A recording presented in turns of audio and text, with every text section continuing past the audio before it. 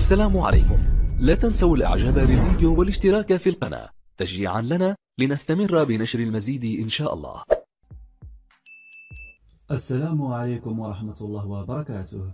مرحبا بكم مشاهدينا في فيديو إخباري جديد.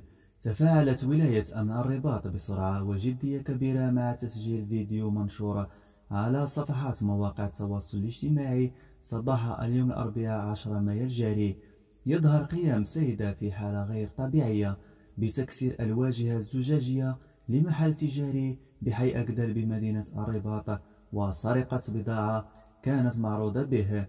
وقد أوضحت الأبحاث والتحريات المنجزة على ضوء هذا الشريط أن الأمر يتعلق بقضية تعالجها حاليا مصالح منطقة أمن حسن أكدر بمدينة الرباط، جرى تسجيلها في ساعة متأخرة من مساء يوم أمس الثلاثاء 9 مايو الجاري، وأسفر التدخل الفوري لعناصر الشرطة بخصوصها عن توقيف المشتبه فيها بعد مرور وقت وجيز من ارتكاب هذه الأفعال الإجرامية.